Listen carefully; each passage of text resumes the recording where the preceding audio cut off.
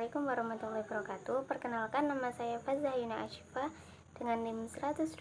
Di sini saya akan sedikit mereview artikel tentang sejarah perkembangan tasawuf di Indonesia. Artikel ini ditulis oleh Dr. Suherman, Magister Agama, sebagai staf pengajar jurusan Teknik Mesin Politeknik Negeri Medan. Artikel ini dipublikasikan pada tahun 2019.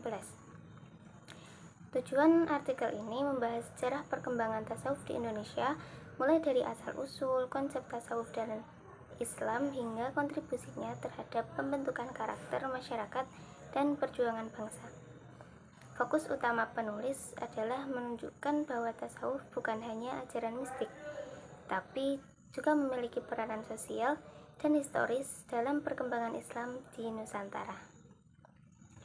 Dalam artikel ini, penulis menggunakan metode kualitatif dengan pendekatan studi kepustakaan atau library research.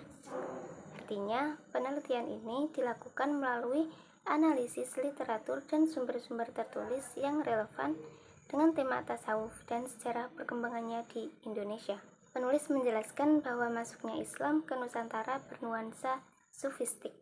Pendekatan para sufi yang lembut dan adaptif terhadap budaya lokal membuat Islam mudah diterima oleh masyarakat yang sebelumnya sudah akrab dengan tradisi mistik Hindu dan Buddha. Meskipun istilah tasawuf tidak disebutkan secara langsung dalam Al-Quran dan hadis, nilai-nilai dan praktiknya sesuai dengan ajaran Islam. Tasawuf dipahami sebagai upaya mendekatkan diri kepada Allah melalui penyucian jiwa atau tazkiyatun nafs, zikir, dan akhlak mulia. Perkembangan akhlak tasawuf di Nusantara. Tasawuf berkembang pesat di Indonesia sejak abad ke-16 dan ke-17 melalui tokoh-tokoh seperti Hamzah Fansuri dan Syamsuddin Sumatrani di Aceh. Mereka memperkenalkan paham wujudiyah dan martabat tujuh. Ajaran mereka sempat menuai kontroversi karena dianggap menyimpang.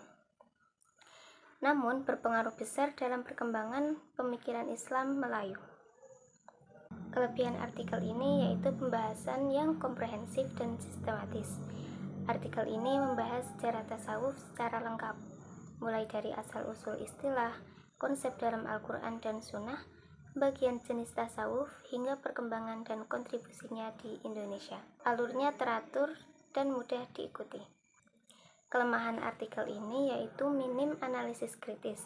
Penulis lebih banyak menjelaskan daripada menganalisis secara mendalam.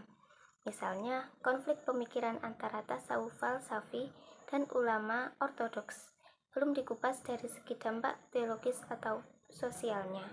Jadi kesimpulan dari artikel ini yaitu artikel ini menegaskan bahwa tasawuf memiliki peranan penting dalam sejarah Islam di Indonesia. Selain sebagai media penyebaran agama, tasawuf juga menjadi sarana pembentukan moral bangsa dan penggerak perjuangan melawan penjajahan. Hingga kini, nilai-nilai tasawuf masih relevan sebagai pedoman spiritual dalam menghadapi krisis moral dan modernisasi yang mengikis nilai-nilai kemanusiaan. Sekian dari saya, kurang lebihnya mohon maaf. Wassalamualaikum warahmatullahi wabarakatuh.